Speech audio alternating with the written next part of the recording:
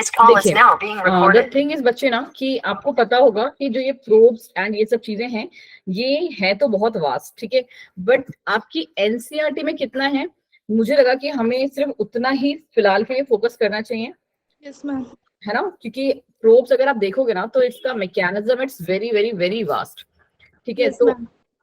हम सिर्फ उतना पढ़ेंगे प्रोब्स के बारे में जितने से आपके जो है सारे के सारे क्वेश्चन आंसर्स बन जाएंगे, ठीक है, चाहे नीट के या फिर आपके सीयूईटी के। चलिए जी, Okay, ma'am. तो हम स्टार्ट करते हैं प्रोब से अपना टॉपिक। अच्छा बताइए जी, कितना अभी आपको पता है कि अगर आपसे कोई जनरल पूछेगा कि प्रोब्स क्या है, मैं एक्चुअली पता है कल क्या हुआ कि मुझे प्रोब्स एंड प्राइमर में थोड़ा सा कंफ्यूजन वो हमेशा ही रहता है, ठीक है। तो बस इस चक्कर में मैंने जो था कि कल वाला क्लास नहीं लिया, बल्कि मैंने आपको थोड़ा सा बता दिया था कि ये कुछ ऐसे करके सीक्वेंस होते हैं, राइट, जो कि क्या करते हैं जाके ये हमारे एक जो इनका जो कॉम्प्लीमेंट्री सीक्वेंस प्रेजेंट होगा ना, एक बड़ा सा डीएनए होगा, ठीक है। इसमें ये देखेंगे कि इनका वाला जो कॉम्प्लीमेंट्री सीक्वेंस है वो कहाँ पे प्रेजेंट है, ठीक है। तो ये क्या करेंगे, ये वाला जो प्रोब होता है ना हमारा, वो जाके इस पर्टिकुलर साइट पे जो बिल्कुल इसी के जैसा सीक्वेंस होगा वहां जाके ये हाइब्रिडाइज करेगी और एक पर्टिकुलर क्या बोलते हैं ये जैसे कहते हैं ना, ये पहचान लेगी कि ये पर्टिकुलर जो है दिस इज माय साइट। तो जनरली अगर आप प्रोब्स की बात करोगे ना, तो प्रोब्स क्या है हमारे, प्रोब्स को अगर आप जैसे कहते हैं लिखना या समझने में कोई अगर आपसे टेस्ट में आएगा क्वेश्चन व्हाट आर प्रोब्स, तो आपको जो ऑप्शंस में दिया होगा that will be that it is a single stranded sequence of either DNA और आरएनए, ठीक है। ये क्या है, सिंगल स्ट्रैंडेड सीक्वेंस होता है डीएनए और आरएनए का, और ये क्या करता है, ये सर्च करता है अपने कॉम्प्लीमेंट्री सर्च, इट्स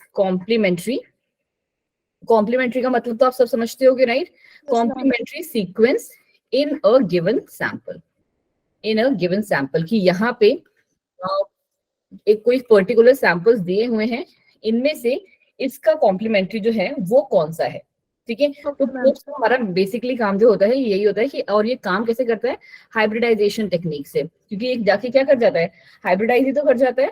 तो ये जाके बच्चा हाइब्रिडाइज कर जाता है हमारे कॉम्प्लीमेंट्री सीक्वेंस से, CS फॉर कॉम्प्लीमेंट्री, ठीक है, हमारे कॉम्प्लीमेंट्री सीक्वेंस से जाके ये हाइब्रिडाइज कर जाता है, ठीक है। और बेसिकली जो प्रोब्स होते हैं ना, 3 टाइप्स के होते हैं हमारे पास, डीएनए का, आरएनए का, और तीसरा प्रोटीन ऑलिगोन्यूक्लियोटाइड्स, ठीक है, ऑलिगोन्यूक्लियोटाइड्स का बने होते हैं ये प्रोब्स, ठीक है। तो ये हमारे बेसिकली ये हैं, ठीक है। दूसरा इनका बारे में क्या चीज इंपॉर्टेंट है कि इनका काम कहाँ पे है, तो बेसिकली इनको हम यूज करते हैं डीएनए फिंगरप्रिंटिंग में, they are used in DNA fingerprinting, ठीक है जी, डीएनए फिंगरप्रिंटिंग में हम इनको यूज करते हैं। अब कैसे यूज करते हैं सुमन, आपको समझ में आया कि मैंने आपको कैसे बताया है? यस मैम, सारा समझ में आ गया। ठीक है, सारा समझ में आ गया, ठीक है। और यहाँ पे टेक्निक कौन सी लगती है, 2 टेक्निक लगती है बच्चा, वो है हमारा जेल इलेक्ट्रोफोरेसिस, और दूसरा जो आपसे पूछा जा सकता है, मतलब वही टेक्निक्स का अगर क्वेश्चन पूछा जाएगा, पहली तो जेल इलेक्ट्रोफोरेसिस और दूसरी होती है सदर्न ब्लॉटिंग। पढ़ा है ना आपने ये, northern blotting, southern blotting, eastern western, चारों पढ़ी है ना? Yes ma'am. ठीक है, इसका याद करने का भी तो एक बहुत अच्छा तरीका है ना, आप लोगों को पता है इसका, सदर्न ब्लॉटिंग वगैरह वाले का? मैम टेक्निक तो नहीं पता, तो ट्रिक तो नहीं पता, मतलब मुझे भी अभी एकदम से तो नहीं याद आ रही है, बट जैसे इनके में होती है ना ये नॉर्दर्न ब्लॉटिंग, ठीक है, southern blotting, western blotting and eastern blotting, कुछ तो हम लोगों ने मतलब मैंने पढ़ा था इसका, बट मुझे अभी नहीं याद आ रहा है। बट हाँ, अगर मेरे को मेरी कॉपी मिली ना, बिकॉज मैं भी थोड़ी दूसरी जगह पे हूँ, तो वहां से मैं आपके लिए लेके आऊंगी ना, तो ये साथ में कुछ लिखा होता है इनके कि मतलब यहाँ पे अगर नदर ब्लॉटिंग होती है तो वो किस पर्टिकुलर के लिए है, ईस्टर्न ब्लॉटिंग है वो किसके लिए है। आई विल सी कि अगर मुझे मिल सकता है ढूंढने पे के लिए लेके आऊँ। अब ये यूजुअली करता कैसे है काम अपना, कि इसने डीएनए फिंगरप्रिंटिंग में हम इसको यूज करते हैं, कौन कौन सी जो टेक्निक्स आती है, जेल इलेक्ट्रोफोरेसिस और साउदर्न ब्लॉटिंग, और जो लास्ट इसका बचता है कि ये इंडिकेशन कैसे देता है, तो बच्चा जी ये इंडिकेशन देता है हमारा फ्लोरेसेंट सिग्नल देके, फ्लोरेसेंट सिग्नल को जनरेट करता है जहां पे भी इसको अपना कॉम्प्लीमेंट्री सीक्वेंस मिल जाता है। ठीक है, और मेरे अकॉर्डिंग आपके जो सीयूईटी में या नीट में पुराने पेपर्स अगर आपने उठा के देखे होंगे, इससे ज्यादा टफ लेवल का आपके उसमें नहीं पूछा जाता। ठीक है, एक बार सुमन आप ट्राई करना, अगर आपके जो क्वेश्चंस होते हैं वो इससे नहीं बनते हैं तो हम क्या कर लेंगे, एक बार और इसको फिर जो डिटेल में अगर पढ़ना होगा बहुत ज्यादा तो हम उस डिटेल में चले जाएंगे। चलो जी, और दूसरा आपने मेरे से पूछा था कल आरएनए इंटरफेरेंस। ठीक है, आरएनए इंटरफेरेंस, अब ये क्या है, इसका दूसरा नाम क्या है पता है आपको? किसी ने सुना है ये पीटीजीएस? मैम नहीं सुना है सच में? तुमने, तुम्हारे सिलेबस में है? पता नहीं, मैंने एक्चुअली एनसीईआरटी से देखा नहीं ना, मैंने अपने जो नोट्स हैं उनसे थोड़ा सा देख लिया था। पीटीजीएस का फॉर्म है क्या बच्चे? मैं एनसीईआरटी में तो नहीं आई थी। नहीं है, मैंने भी एक्चुअली एनसीईआरटी नहीं देखी ना, बट पहले मुझे वही देखना चाहिए था एक्चुअली। पोस्ट ट्रांसक्रिप्शनल, मैं भी इसको भी आपको थोड़ा सा समझा देती हूँ जो मोटा मोटा इसका कॉन्सेप्ट है। ठीक है, पोस्ट ट्रांसक्रिप्शन जीन साइलेंसिंग कहते हैं इसे, कि हमारा मेन मुद्दा क्या है, जीन साइलेंसिंग। देखो, अगर आपको आरएनए इंटरफेरेंस समझना है ना, देखो ये भी आपको अपनी कहानी बता देता है कि मुझे करना क्या है, और ये जो है ये तो पूरा कॉन्सेप्ट ही बता देगा। कैसे मैम? आरएनए इंटरफेरेंस, इंटरफेरेंस का मतलब बोलो बोलो, इंटरफेरेंस का मतलब? अरे तुम्हारी लाइफ में कोई इंटरफेयर करता है क्या, क्या बोलते हैं उसे? दखल अंदाजी देना हिंदी में। ठीक है, तो आरएनए इंटरफेरेंस का मतलब है कि कोई तो कुछ तो ऐसा करेंगे हम जहां पे क्या होगा कि उसका आरएनए बन रहा होगा ना। क्या बोला है इसने? Post transcriptional. वो सेंट्रल डॉगमा याद है आपको? क्या होता है सेंट्रल डॉगमा, पता है ना? Yes ma'am. DNA to RNA, RNA to protein. RNA to protein. ठीक है, बस यहाँ पे ही रिवर्स ट्रांसक्रिप्टेज वाला लग जाता है, if I am not wrong. इस प्रोसेस को हम ट्रांसक्रिप्शन कहते हैं। Yes ma'am. पूरा मैंने बहुत दिनों से नहीं पढ़ाया है यार।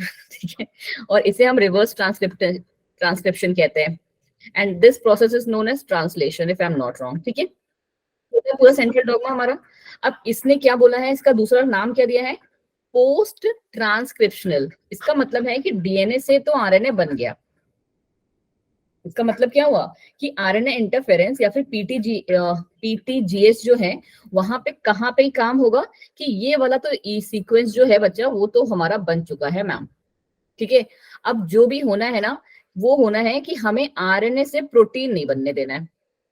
किसका प्रोटीन, क्यों प्रोटीन, ये चीज समझ पा रहे हो आप कि हम आरएनए इंटरफेरेंस में क्या करते हैं?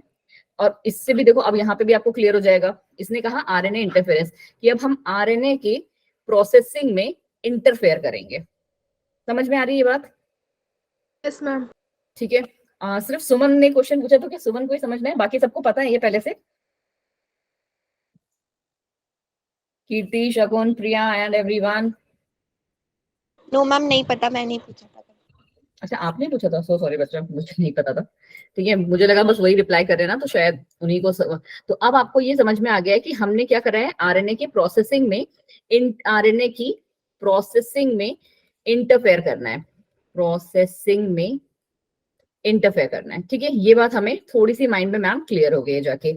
अब हम करेंगे कैसे? ठीक है, हम क्या करेंगे, हम इसे रेगुलेट नहीं होने देंगे। किस चीज के लिए रेगुलेट नहीं होने देंगे? कि हम आरएनए से प्रोटीन नहीं बनने देंगे। एक्चुअली जो पूरी कहानी है ना, इसकी पूरी कहानी हमारे साथ ये हो रही है। अच्छा पहले तो ये देख लो कि ये कितने टाइप्स के हैं, जो आपसे एक क्वेश्चन पूछा जा सकता है एग्जाम में, माइट भी इस बार में भी पूछ ले। जो हमारे पास टाइप्स हैं तो ये दो टाइप है, SI-RNA, ठीक है, और दूसरा है MI-RNA। चलिए जी, आगे बढ़ जाइए मैम। दूसरा क्या, यहीं पे लिख देते हैं पड़ोस में, कि इसको दिया किसने था? तो इसको दिया था बच्चा जी थॉमस टुशल ने। ठीक है, और ये कहां से बिलोंग करते हैं? He belongs to Germany. ठीक है, ये मैम जर्मनी से बिलोंग करते हैं। अब दूसरा कहानी क्या है कि अब आती है इनकी फंक्शनिंग की कहानी। हमने समझ लिया मैम कि इसका फुल फॉर्म क्या है, पीटीजीएस, फिर से उसी को लिख देते हैं, पीटीजीएस, पोस्ट ट्रांसक्रिप्शनल जीन साइलेंसिंग, कि हमने ट्रांसक्रिप्शन के बाद जीन को साइलेंस कर दिया है। कौन से जीन को? आरएनए के जीन्स को साइलेंस कर दिया है। पूरी कहानी हमारी ये होती है बच्चा जी कि हमारी जो टोबैको है, अच्छा ये सारा हम कर किस ले रहे हैं? आरटीजीएस का काम क्या है, सॉरी आरएनए इंटरफेरेंस का काम कहाँ है आता है? मैम ताकि जो बैक्टीरिया वो प्रोटीन ना बना सके और टोमेटो प्लांट को इन्फेक्ट ना कर सके, इसलिए। क्योंकि आप यहीं पे गलत हो बच्चे, ठीक है। आपने जो एक वर्ड यूज किया ना, बैक्टीरिया, ठीक है, दिस इज गलत, क्योंकि टोबैको पे बैक्टीरिया नहीं इन्फेक्ट कर रहा है, टोबैको पे नीमैटोड इन्फेक्ट कर रहा है। और आज क्लास खत्म हो जाए उसके बाद जाके नीमैटोड और बैक्टीरिया में डिफरेंसेस देखना, ठीक है, या थोड़ा बहुत तो पता ही होगा, ठीक है। तो दोनों अलग अलग हैं, पहली बात तो ये। दूसरा बात ये है बच्चा जी कि ये हमारा जो आरएनए इंटरफेरेंस करता है ना, ये काम कैसे करता है मैम? ये काम करता है दोनों तरीके से। दोनों तरीके मैम कौन से? कि ये एंडोजिनस पैरासाइट्स को प्लस हमारे जो एक्सोजीनस पैरासाइट्स हैं, दोनों पे ही इफेक्टिव है, ठीक है। It is effective on both, दोनों पे ही इफेक्टिव है। अब ये काम कैसे करेगा मैम? सबसे इंपॉर्टेंट बात आती है ये, देखो कहानी ये है हमारी कि आपको, चलो अभी कीर्ति ने ये तो बता दिया, बैक्टीरिया, बस एक चीज उन्होंने गलत वर्ड बोली, बाकी सब उन्होंने ठीक बोला था कि ये क्या करता है, टोबैको पे इफेक्ट करता है। ये जो हमारा पैरासाइट है, टोबैको सही लिखा है ना? हाँ, टोबैको पे इफेक्ट करता है। टोबैको पे कौन से पार्ट पे? रूट्स पे। बिल्कुल सही, टोबैको की मैम रूट्स पे इफेक्ट करता है। होता क्या है हमारे साथ कि जो ये टोबैको की रूट्स होती है ना, अगर हम ऐसे देखें,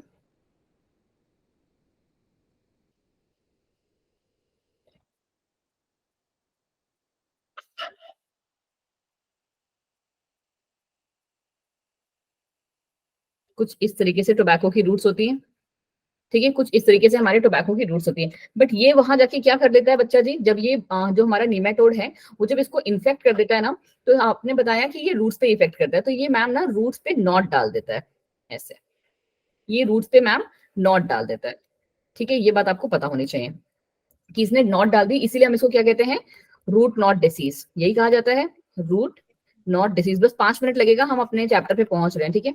रूट नॉट डिसीज कहते हैं मैम, ठीक है मैम, हो गया हमारा। अब इससे होगा क्या, अब खुद ही सोच लो ना कि अगर तुमको भी बीमारी हो जाएगी, जैसे आज मुझे सर दर्द हो रहा है, ठीक है, तो अगर किसी को भी कोई पर्टिकुलर बीमारी होगी, तो जो उसको परफॉर्मेंस वो दे सकता है, क्या वो अपनी 100% परफॉर्मेंस दे सकता है? नहीं दे सकता है। भले तुम कोई भी एग्जाम भी देने जाओगे ना, तुमने सब कुछ रटा हुआ है, 100 बार पढ़ा हुआ है, बट एग्जाम से 2 दिन पहले तुम्हारी तबियत खराब हो गई, then I can guarantee you कि आपकी जो परसेंट, मतलब जो परसेंट ऑफ परफॉर्मेंस था, जो आप अपना 100% दे सकते थे, वो 90% पे शिफ्ट हो जाएगा, ऑटोमेटिकली शिफ्ट हो जाएगा। आपकी पेस वो नहीं रहेगी, आपकी स्पीड वो नहीं रहेगा, आपका कॉन्सेंट्रेशन डिस्टर्ब रहेगा, ठीक है। तो यही काम हमारे इसके साथ हो रहा है कि यहाँ पे क्या हो गया बच्चा जी, हमारी इसकी ईल्ड जो है वो रिड्यूस हो गई। अब आती है मेन क्या, इसकी कहानी की। इसकी कहानी क्या चल रही होती है कि हम लोग क्या कर देते हैं यहाँ पे, हमने क्या कर दिया है कि हमने वो वाला जीन डाल दिया है जिससे कि वो क्या बोलते हैं, साइलेंस कर देगा, जो कि हमारा इन्फेक्शन पहुंचा रहा था। तो हम लोग का यूजुअली क्या है कि हमने डीएनए से, वही चीज फिर से, डीएनए से तो एमआरएनए बना दिया, ठीक है, आरएनए ट्रांसक्रिप्शन हो गया।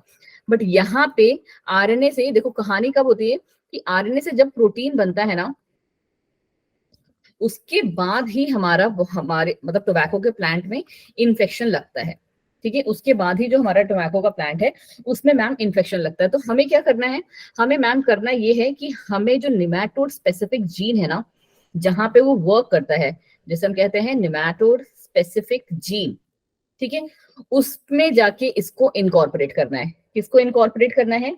ये जो हमारा मॉडिफाइड वाला पार्ट है उसको, ठीक है। तो हमने क्या किया यहाँ पे आके कि एक जो हमारा टोबैको प्लांट था, इन टोबैको प्लांट्स जो निमैटोड स्पेसिफिक जीन था, उसका पहले से ही हमने एक क्या बोलते हैं वो बना के रख लिया, डीएनए से क्या, आरएनए। ये रहा डीएनए और ये रहा उसका आरएनए, ठीक है। ऐसे ही बनता है आरएनए, डबल स्टैंडर्ड है ये, इतना ये तो पता ही होगा ना, ठीक है। ये हमारा डबल स्टैंडर्ड है। क्या कहते हैं, क्या क्या कहते हैं मैंने, एक को हम सेंस कहते हैं, दूसरे को एंटी सेंस, और यही आके अपना क्या करेंगे यहाँ पे अपने कॉपी वॉपी बनाते हैं। अब क्या होगा कि ये रहा हमारा क्या, डबल स्टैंडर्ड आरएनए। ये पार्ट भी आपको पता होना चाहिए कि यहाँ पे आरएनए कैसा होगा, यहाँ पे मैम डबल स्टैंडर्ड आरएनए होगा, जो आपसे क्वेश्चंस पूछे जा सकते हैं एग्जाम में, ठीक है। डबल स्टैंडर्ड आरएनए पे वर्क करता है, याद रखिएगा ये बात। अब ये डबल स्टैंडर्ड आरएनए हमारे पास है, हमने पहले से ही बना के रख रखा है, किसके लिए, कि कोई जो अब नेमेटोड आएगा तो हम उस पर कैसे अटैक करेंगे। आरएनए इंटरफेरेंस का काम यही है हाँ जी मैम यही है, डीएनए से हमने आरएनए बना दिया। अब ये हमारा आया कौन, नीमेटोड आया, ठीक है, ये हमारा नीमेटोड आया, ठीक है, और अपना क्या आरएनए को लेके आया, ठीक है, डीएनए से आरएनए उसने बना लिया, और ये आके इससे बाइंड करेगा, ठीक है, ये आके इससे बाइंड कर रहा है, ठीक है, क्योंकि इसके पास सीक्वेंस है, मतलब ये अगर आप चाहो तो अलग अलग कर लो, क्योंकि अगर ये अलग अलग हुए तो फिर ये इससे जाके जब बाइंड करेगा तब हमारा क्या होगा, क्योंकि हमारे पास कौन सा है, हमने तो वो जीन ही साइलेंस कर दिया, हमने यहाँ पे जीन को साइलेंस कर दिया जो कि हमारा इन्फेक्शन कॉज कर रहा था, ठीक है, जो हमारा इन्फेक्शन कॉज कर रहा था। अब जब इसका आरएनए इस वाले आरएनए से क्या बोलते हैं कॉम्प्लीमेंट्री स्टैंड बनाएगा, तो क्या वो ट्रांसलेशन कर पाएगा उस टाइप के जीन की जो डिसीज कॉज कर रहा था, बोलो। हमने यहाँ पे उसमें से उसको जीन, उस जीन को ही साइलेंस कर दिया है जो डिसीज कॉज कर रहा था। तो जब हमारा वो जो ये है, तो ये क्या होगा आगे जाके मैम, ट्रांसलेशन ही नहीं होगी। जब ट्रांसलेशन ही नहीं होगी तो क्या डिसीज होगी, नहीं मैम, डिसीज भी नहीं होगी, ठीक है। तो ये है हमारी, और मतलब बीच में आपके क्या यहाँ पे डाइसर और वो रिस्क वगैरह जो है, डाइसर आपका एंजाइम है जो जिसको हम यूज करते हैं इसके लिए, लिखना है तो आप लिख सकते हो बीच में यहाँ पे डाइसर एंजाइम, थोड़ा सा ये लंबा प्रोसेस है बट आपको उतना दूर जाने की जरूरत नहीं है। रिस्क क्या बोलते हैं का फॉर्मेशन करता है, बट उतना आपको देखने का जरूरत नहीं है, आपको सिर्फ इतना अगर आपने समझ लिया ना तो आपके सारे क्वेश्चंस बन जाएंगे, ठीक है। चलो जी, अब हम आ जाते हैं किस पे, हाँ जी, कोई कुछ पूछ रहा था क्या? No ma'am. चलो फिर हम आ जाते हैं अपने स्ट्रैटेजीज वाले पार्ट में, सिर्फ हम वो पार्ट देखेंगे। हाँ जी, अपने टॉपिक पर आ जाते हैं कि कौन सा पार्ट जो हमारे को देखना चाहिए और जो थोड़ा सा इम्पोर्टेंट है, ठीक है। Animal husbandry it's agriculture practice, देखो मेरे अकॉर्डिंग एनिमल हस्बेंड्री आपको क्लियर होगा, कुछ भी इसमें देखने लायक नहीं है, या हम लोग देखते हुए चलें एक बार, बोलो जी। No ma'am. नहीं ना, ठीक है, एनिमल हस्बेंड्री जो पार्ट है वो थोड़ा सा सिंपलेस्ट पार्ट है, वो आपको समझ में आ रहा है। इस पे देखो, इस चैप्टर का मेन मुद्दा क्या है कि हमें क्या करना है, इन strategies for enhancement in food production, revision हो जाएगा, हाँ जी रिवीजन अभी मैं करवा रही हूँ बच्चों जी, ठीक है। तो यहाँ पे हम क्या कर रहे हैं कि हमारे पास पॉपुलेशन इतनी बढ़ गई है कि हमको सबको फीड करना है, सबको प्रॉपर फूड मिलना है, तो हमें क्या करना है, अपने प्रोडक्शन लेवल को इंक्रीज करना है। अब वो इंक्रीजमेंट जो होगा हर लेवल में होगा, एग्रीकल्चरल लेवल पे भी, डेयरी लेवल पे, पोल्ट्री लेवल पे, हर एक लेवल पे होगा। कुछ एक का हम देखते हुए चलेंगे तो आपका रिवीजन भी हो जाएगा, और जो पार्ट आपको देखना होगा वो आप देख भी लोगे। बट आई वॉन्ट कि हम 20 मिनट तक ही बस ये चीज देखें, उसके बाद हम क्वेश्चन आंसर्स कर लेते हैं, ठीक है। और परसों भी फिर इस चैप्टर के क्वेश्चन आंसर्स ही हम करेंगे, ठीक है। कल तो आपकी क्लास होगी नहीं मैम। हाँ, आरएनए इंटरफेरेंस से ट्रांसलेशन रुक जाता है बच्चे, ठीक है, वो ट्रांसलेशन जो डिसीज कॉज कर रहा था वो रुक जाता है, बिल्कुल सही, ठीक है। मैम कल, मैम कल नीट ऑफलाइन टेस्ट है, मतलब ये अवंती में या फिर कहाँ, ओरिजिनल वाला आपका?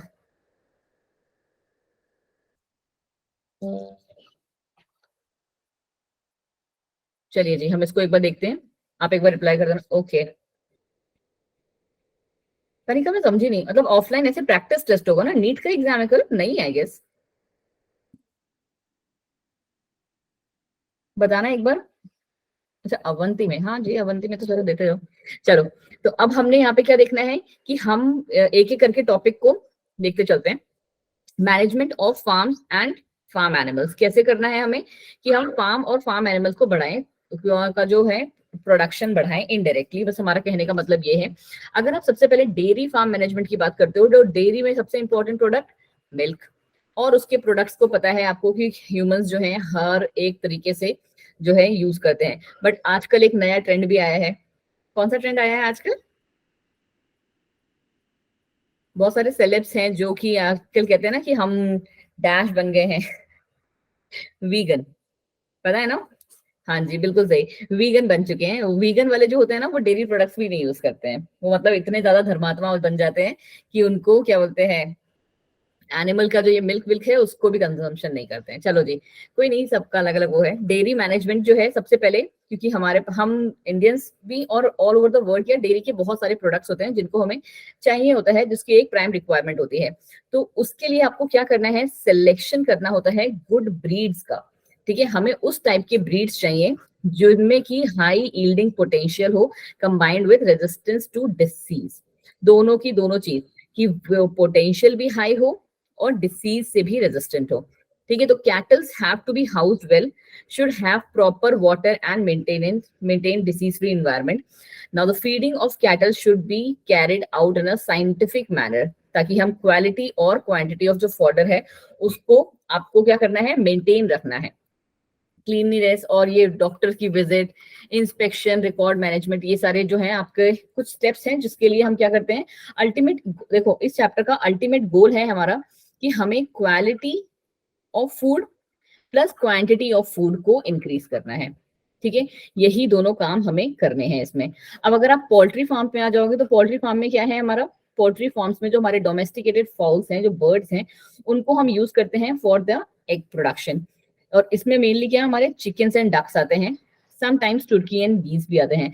बट आपको पता है कि यहाँ पे भी हम आजकल तो क्या चल रहा है, बहुत ही तगड़े तरीके वाले वही इंजेक्शन दे के मुर्गियों को क्या बहुत ज्यादा बार उनसे क्या बोलते हैं, एग प्रोडक्शन करवाया जाता है।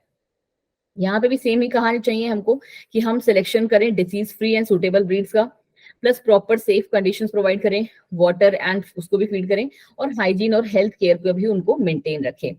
क्योंकि आपको पता है कि पोल्ट्री में जो डिसीजेस होती हैं, बिकॉज डेयरी वाले जो एनिमल्स हैं उनमें डिसीजेस एक टाइम पे था कि बहुत ज्यादा थी, बट अब अगर आप देखोगे तो मोस्ट ऑफ द टाइम आपने ये अभी जब ये थोड़ा सा ये मई जून स्टार्ट होगा तब आपके सुनने में वापस आ जाएगा bird flu bird flu bird flu. ठीक है, और वो बर्ड फ्लू किसमें, हमारे चिकन्स और जो ये हेंस वेंस होती हैं उनमें भी प्रॉपरली देखा जाता है। तो एक वायरल इन्फेक्शन क्या बोलते हैं, इन्फेक्शन होता है जो कि हमारे पोल्ट्री बर्ड्स को इन्फेक्ट करता है, और इसे हम कहते हैं bird flu. And it is caused by the infection with a bird flu virus, या जिसका नाम क्या है, H5N1 वायरस। ठीक है, now it is deadly to the birds and cause effect to humans also, जो कि उनका कंजम्पशन करते हैं either in the form of eggs or meat। और जो भी एनिमल्स उनके कांटेक्ट में आते हैं तो ये किस तरीके की डिसीज फैला रहे हैं मैम, ये एक कम्युनिकेबल डिसीज को फैला रहे हैं। आ गया हमारा टॉपिक क्या, एनिमल ब्रीडिंग। अच्छा, व्हाट डू यू से कि हम उस पे आ जाएं क्या, क्वेश्चन आंसर्स पे, यस मैम। है ना। मुझे ऐसा लगता है कि अगर हम क्वेश्चन आंसर्स कर लेंगे ना तो हमारे और भी ज्यादा चीजें जो है खत्म हो जाएंगी। सी बिकॉज यहाँ पे इस वाले चैप्टर में इतना ज्यादा कुछ है तो है नहीं बताने के लिए। अगर आपको देखना है तो हम एक बार हेडिंग्स वेडिंग्स ही देख लेते हैं। इन ब्रीडिंग आउट ब्रीडिंग ये भी पता होगा आपने, पता है या नहीं पता है। और ये वाला पार्ट तो आपने उसमें भी पढ़ा होगा, कौन सा चैप्टर है आपका, सॉरी सेक्सुअल रिप्रोडक्शन वाला, यस मैम। है ना। तो हम एक काम करते हैं कि हम क्वेश्चन आंसर्स पे ही आते हैं ना। यहाँ पे आपको कुछ भी देखना है इस पर्टिकुलर टॉपिक में तो आप मुझे एक बार फटाफट से देख लो एंड मुझे प्लीज बता दो, सो दैट आई कैन, मैं आपके लिए वो जो है टॉपिक डिस्क्राइब कर दूं। बट यहाँ इस चैप्टर में मोस्टली जो चीजें होंगी ना वो आपको ये सब रटने वाली, ठीक है, और ये प्लीज रटी हुई होनी भी चाहिए आपको। चलो जी, जैसे ये सिंगल सेल हमारा होता है SCP, this part is important. Plus ये वेराइटीज और उनके हाइब्रिड्स कौन कौन से हैं, ये वाला पार्ट जो है भिंडी में, मूंग दाल में, इन सब चीजों में ये वाले पार्ट जो है ना आपको एक बार, मैं वैसे आफ्टर द क्लास आपको ये भेज दूंगी, बट अभी के लिए हम लोग क्या करते हैं, मेरे अकॉर्डिंग हम क्वेश्चन प्रैक्टिस के थ्रू करते हैं। ठीक है, एंड सारे के सारे एग्री कर रहे हो ना इस चीज से, जितने भी हो 11-12, है ना। चलो जी, आ जाओ फिर हम लोग इसको इसी के थ्रू करते हैं। चले जी, आप फटाफट से ये पहले क्वेश्चन देखो, कितने क्वेश्चंस हैं, जितने भी होंगे हम कोशिश करेंगे कि 50 के अराउंड हम प्रैक्टिस कर लें, 12:45 तक। उसके बाद आप लोग आपको मैं ये दे दूंगी और आप अपने आप से जाके मतलब क्या बोलते हैं प्रैक्टिस करना है इसको। जस्ट 1 सेकेंड बच्चा, हाँ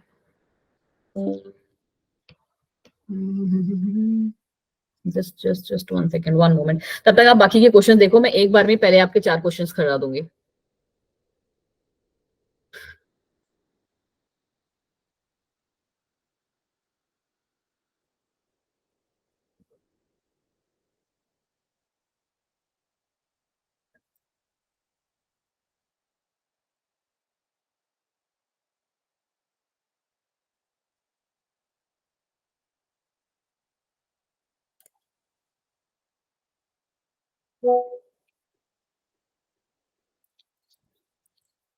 क्या है पहला question? It dash is the agricultural practice of feeding, breeding and raising live stock.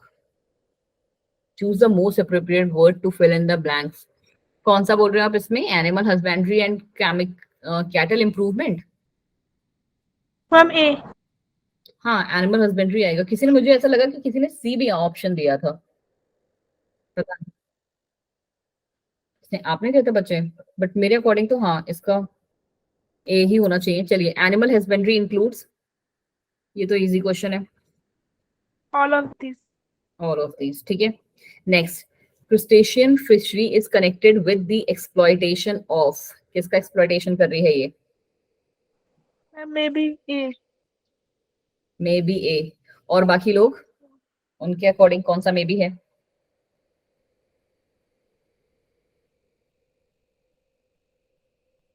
चलिए जी, नहीं जी बच्चा, जो करेक्ट आंसर है that is of crabs and prawns. ठीक है, चलो. Okay ma'am.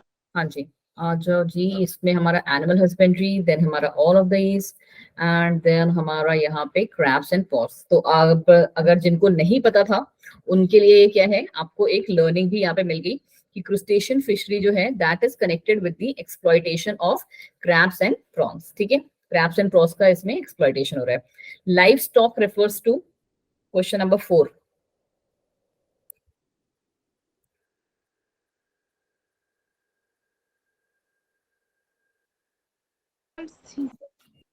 See, domestic animals which are kept for the use of profit. हाँ जी बच्चा. हाँ, नहीं, क्वेश्चन नंबर, हाँ जी ठीक है. चलो, क्वेश्चन नंबर 6 आ जाइए जी फटाफट से. Question number 6. A. The management of animals for milk and its product for human consumption. बच्चों वाला आंसर. इन डेयरी मैनेजमेंट क्या करते हैं हम? Livestock improvement is done. हाँ जी मैम, हमने ये पढ़ा. Milk yield and quality is improve. हाँ जी मैम. Inspection of animals. हाँ जी ma'am. So all of the जो अब है answer is correct.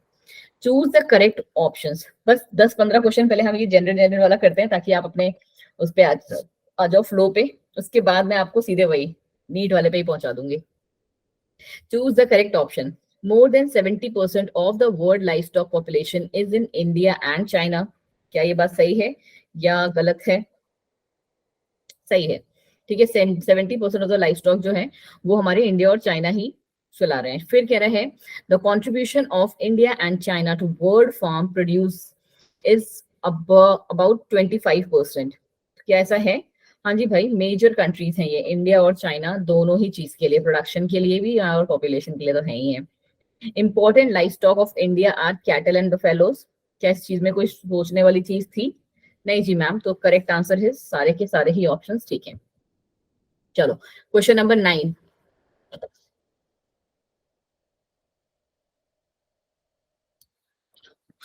Question number 9, देखें देखें देखें. Of the following qualities is considered for the selection of good breeds?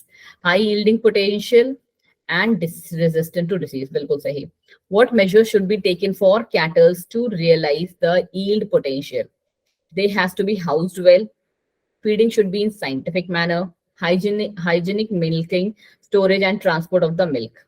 क्या सारे ही सही नहीं है ऑप्शंस? क्वेश्चन नंबर 10 सारे ही सही है मैम. Next है, the practices concerned with the improvement in animal husbandry includes. किसको इनमें से? Management of farm and farm animals. बिल्कुल सही. चलिए जी,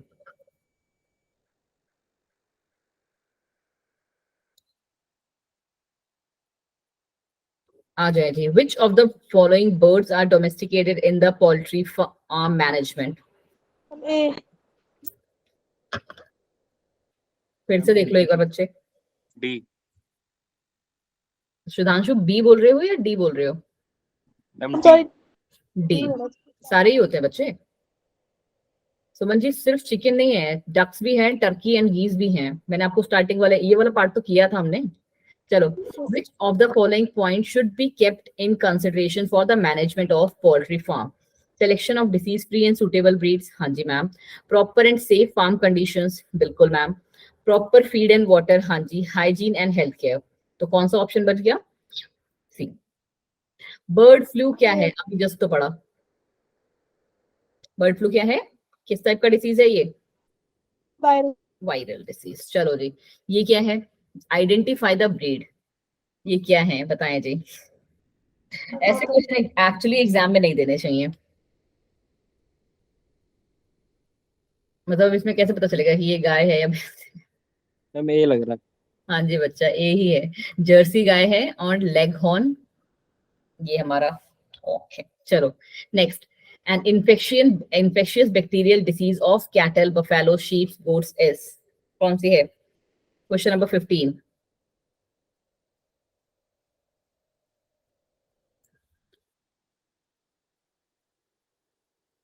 बोलो बोलो, टिक फीवर, एंथ्रेक्स, ठीक है। चलिए जी आगे बढ़ जाएं, ये तो थोड़े थोड़े से इजी लगेंगे। Which of the following is an aim of animal breeding, जल्दी जल्दी करते हैं, मैक्सिमम कर लेंगे ताकि हम, ठीक है। Which of the following is an aim of animal breeding, animal breeding का एम क्या है बच्चा, बहुत ही है। Increasing the yield and improving, ठीक है। चलो, ब्रीड मतलब क्या होता है, the term breed refers to, question number 17। A group of animals not related by descent but similar in most character, not related कैसे होगा, a group of animals related by descent and similar in most characteristics, कह सकते हो, a group of animals related by descent but have almost different characteristics, B. हाँ जी B ही है जो है इसका करेक्ट आंसर है, क्योंकि वो अपने जो ब्रीड मतलब क्या, वो अपने पूर्वज मतलब जहां से उसको लिया गया है, जैसे जहां से वो फॉर्म हुई है, इसका मतलब समझ में आ रहा है आपको, कि एक क्वालिटी हमारे पास इसकी थी, एक क्वालिटी इसकी थी, और दोनों को हमने मर्ज करके जो क्वालिटी बनाई है, उसमें इसकी भी क्वालिटी होगी और इसकी भी क्वालिटी होगी। जैसे मैंने आपको लास्ट उसमें समझाया था, कौन सा, कि एक टोमेटो है जो हमारा रेड कलर का है, दूसरा टोमेटो है जिसका साइज जो है दैट इज बड़ा है, बट वो हल्का सा येलोइश कलर में है, ठीक है, वो कैसा है, हल्का येलोइश कलर में है, ऑल्दो उसका साइज बड़ा है, बट हमारा जो ब्रीड होगा वो कैसा होगा, साइज भी बड़ा होगा और उसका कलर भी रेड होगा। तो क्या उनके जो डिसेंट है, जो इनके मतलब जहां से ये कैरेक्टर्स लिए गए, क्या उसके कैरेक्टर्स इसमें रिफ्लेक्ट नहीं हो रहे हैं, नहीं मैम, और कैरेक्टर्स इसमें रिफ्लेक्ट होंगे, ठीक है, तो इसलिए इसका आंसर बन जाता है बी। चलिए जी, ये वाला क्वेश्चन देखिए एक बार, 17 वाला दिख रहा है ना आपकी स्क्रीन पे, या चलो, इन ब्रीडिंग डिप्रेशन बहुत ही अच्छे से हम लोगों ने क्या, आप लोगों को मैंने पढ़ाया था या नहीं पढ़ाया था, आई गेस जो अभी 12th वाले हैं उनको तो पढ़ाया ही है, कि इन ब्रीडिंग डिप्रेशन में क्या होता है, बहुत ही प्यारा टॉपिक है ये। Mating of more closely related individual with in the same breed for 4 to 6 generation, बिल्कुल सही, ठीक है, कि इन ब्रीडिंग में हम क्या करते हैं, क्लोजली रिलेटेड इंडिविजुअल्स को ही बार बार ब्रीड करवाया जाता है, बिल्कुल सही। अनरिलेटेड एनिमल्स, बिल्कुल सही। क्या बच्चे, 20 का डी। अच्छा इतने जल्दी 20 पे भी पहुंच गए हैं आप।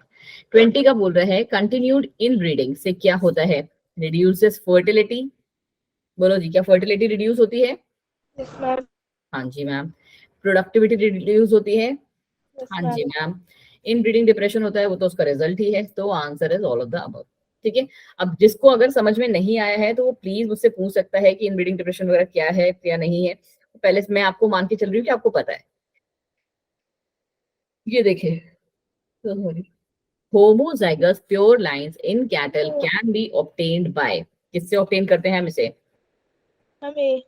mating of related individual of same breed, क्योंकि सेम ब्रीड वाले को आप मिलाओगे, क्लोज कनेक्शन में ही है वो, और वो क्या करेंगे, प्योर लाइंस आपको बनाएंगे, जैसे हम आपने उसमें जेनेटिक्स वाले पार्ट में भी पढ़ा होगा कि टीटी और टीटी उन्होंने जो मेंडल लेके आए थे, प्योर लाइन कैसे लेके आए थे, सेल्फिंग करवा करवा के, करेक्ट, यही किया था उन्होंने, तो वही काम यहाँ पे भी है। Suggest a way to overcome inbreeding depression, बड़ा सा क्वेश्चन है क्या, नहीं, चलिए जी देखें, question number 22। Inbreeding depression को हटाने के लिए हमें क्या करना होता है, मोस्टली सबसे अच्छा इसको समझने का तरीका हमारा प्लांट्स वाला ही था, कि प्लांट्स में अगर आपको समझ में आ जाता है वही क्लिस्टोगैमस एंड कैस्मोगैमस फ्लावर्स में, तो वो आपको सारा चीजें क्लियर हो जाती हैं इसकी। क्वेश्चन नंबर 22, शेख जी कह रहे हैं कि B, selected individual should be mated with unrelated superior animals of same breed कह सकते हो, ठीक है। तो करेक्ट आंसर जो है बिल्कुल सही कहा उन्होंने कि selected animals should be mated with the unrelated superior animals, ठीक है, कि हमारे पास जो एनिमल्स हैं वो हमारे सेम रिलेटेड वाले नहीं होने चाहिए, अलग अलग होने चाहिए, क्योंकि अगर सेम वाले आ गए तो फिर से हमारी ट्रू लाइन बनेगी। तो एक हमने दूसरे इसका ले लिया और एक दूसरे का, ठीक है। चलो, outbreeding is an important strategy of animal husbandry because, क्या करता है outbreeding, question number 23 is useful in overcoming inbreeding depression, बिल्कुल ही सही आंसर, ठीक है।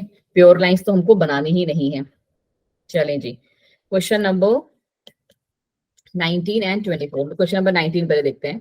अ superior female in case of cattle is dash, superior female in case of cattle is dash, cow चलो मान के चल लेते हैं अभी के लिए, बुफेलो वाला हटा देते हैं, that produces more milk per lactation, ठीक है।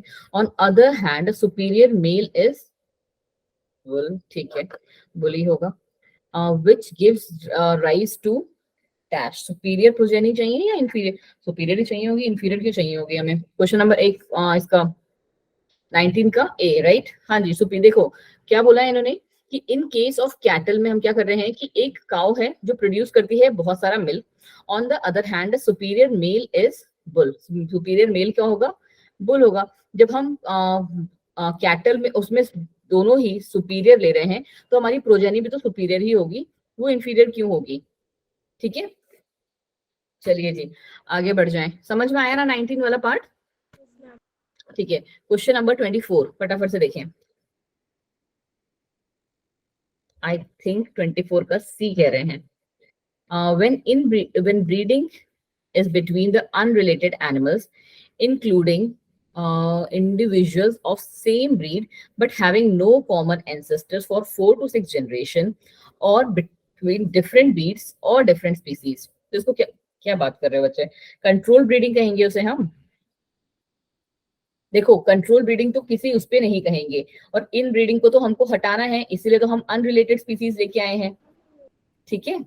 ऐसे आप क्वेश्चंस को ऑप्शंस को डिलीट करिए कि आउट ब्रीडिंग वाला होगा ये बच्चा जी, कि हमें क्या करना है, अनरिलेटेड स्पीसीज से कर रहे हैं, ठीक है। चलो जी आ जाओ आगे, अब एक काम करते हैं, नीट वाले पे आ जाए क्या क्वेश्चन आंसर्स पे, यस मैम।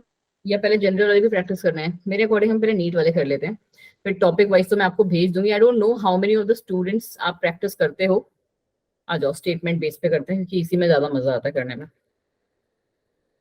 थोड़े से क्वेश्चन का लेवल इसका अच्छा रहता है ना इसलिए। चलो आ जाओ,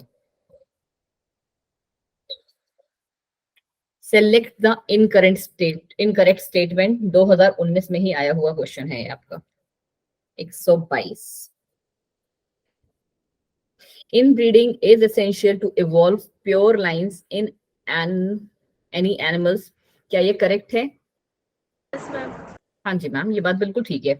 Inbreeding selects harmful recessive genes that reduces fertility and productivity. Inbreeding से ऐसा पॉसिबल है हार्मफुल रिसेसिव जीन आएंगे, नो मैम। नहीं, क्योंकि इनब्रीडिंग तो क्या है, प्योर लाइन है, ट्रू जो जनरेशन है वो हमारी आती रहेगी, तो उसमें हार्मफुल रिसेसिव जीन तो आने का चांसेस ही नहीं है, ठीक है। और ना ही उसकी वजह से मतलब देखो प्रोडक्टिविटी और फर्टिलिटी तो रिड्यूस होती है उनकी, हम अगर आउटब्रीडिंग से कंपेयर करें, बट हार्मफुल रिसेसिव जीन्स नहीं आते हैं उसमें, ठीक है। तो करेक्ट इनकरेक्ट जो स्टेटमेंट है वो हमारी यही है। चले जी बाकी देखें, select the incorrect statement regarding the inbreeding, फिर से वही ऐसा ही टाइप का question 123। Inbreeding helps in elimination of deleterious alleles from the population, सही है गलत है ये बात,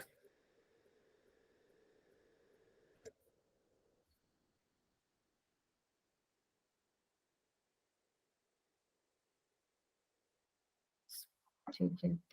continue breeding reduces fertility and leads to inbreeding depression, ठीक है। Inbreeding depression cannot be overcome by outcrossing। अब अगर आप खुद से देखोगे लास्ट वाला पॉइंट, ठीक है, तो वो आपको खुद ही बता रहा है आंसर क्या है चीख चीख के, कि inbreeding depression can not be overcome bye out crossing, out crossing या आउट ब्रीडिंग डिवाइसेस जो आपने पढ़ी होंगी, तो हम लोगों ने तो पढ़ा ही यही है कि इन ब्रीडिंग डिप्रेशन से अगर हमें बाहर आना है तो हमें क्रॉस करवाना है, और वो किससे हम करते हैं? आउट ब्रीडिंग डिवाइसेस से। चलिए जी, यहां से देखिए आप ये 3 क्वेश्चन तब तक। Question number 128, go through the given statements and choose the correct statement. कौन सा है? Hilsa, sardines, mackerel and freshwater fishes. Catla and common crabs are marine fishes. Blue Revolution is concerned with fisheries. Both the term aquaculture and pisciculture are used in rearing the fishes only. बताएं जी, question number 128 कौन सा सही लग रहा है? हाँ, मतलब बाकियों के बारे में मैम हमको पता नहीं है, बट हमें ये पता है कि blue revolution is concern with fisheries. ठीक है, बाकियों का नहीं पता है, छोड़ो। चलो, which of the following statement are correct? Hybrid breeding have led to the development of several high yielding varieties resistant to water stress. Just 1 second.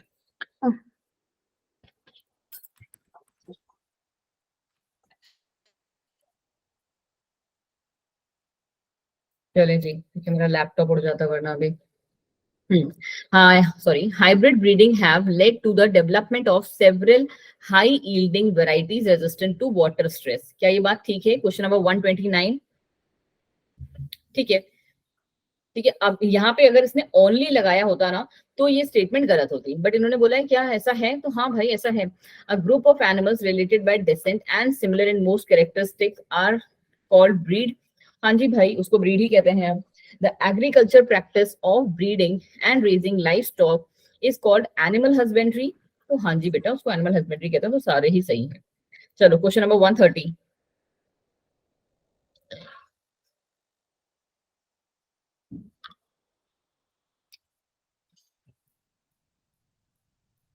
C. Pusa Gaurav is a maize variety to aphids. So sorry.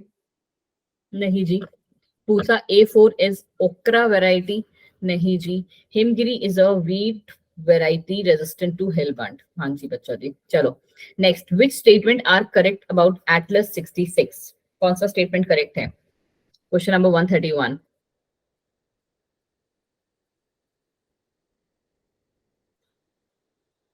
Atlas 66 क्या ये high protein content है? हाँ जी मैम, high protein content है। It has been used as a donor for improving cultivated wheat. हाँ जी बेटा, और क्या है ये? ठीक है, तो दोनों ही सही हैं। चलो, इस वाले को पहले आप देखिए, क्वेश्चन नंबर 132। ठीक है, पहले 132 कर लेते हैं। The parameters carried out for managing dairy farms are. कौन से होते हैं? Selection of both male and female animals having high yielding potential and resistant to disease. ये क्या पैरामीटर है हमारा? हाँ जी है मैम। तो जहां जहां 1 है उनको तो पहले ही सही कर दो। दूसरे कह रहे हैं regular visit by veterinary doctor. हाँ जी भाई, ये भी हमने पढ़ा था। Each animal should be fed with a balance diet. है, हाँ जी है।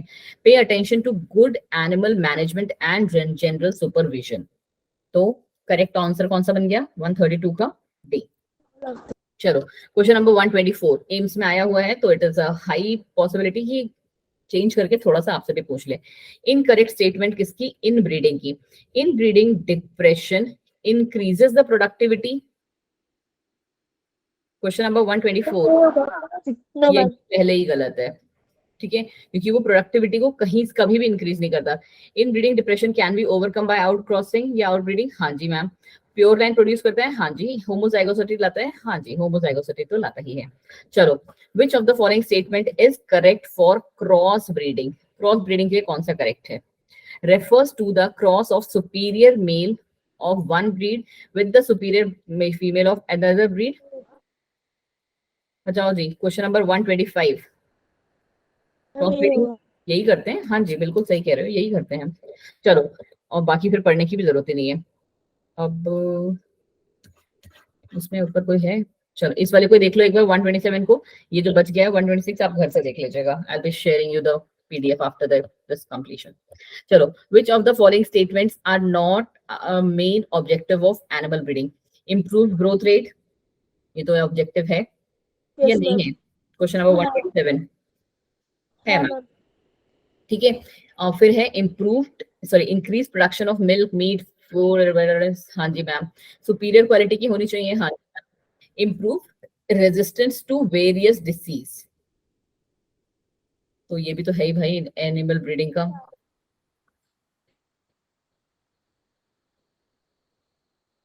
फेक लक्ष्मण जी कह रहे हैं कि मैम इसका आंसर शुड बी 127 का ए, बट मेरे अकॉर्डिंग तो सारे ही सही हैं इसमें। Improved resistance to various disease, चलो जी कोई नहीं, इसमें हाँ मतलब मेरे अकॉर्डिंग तो ये सारे ही सही हैं।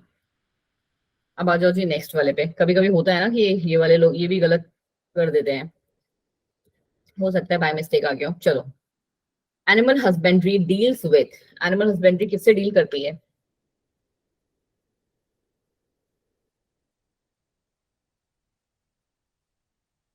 Breeding of livestock, buffaloes, cow, sheep, camels etcetera that are useful to animals, नहीं करती है मैम डी।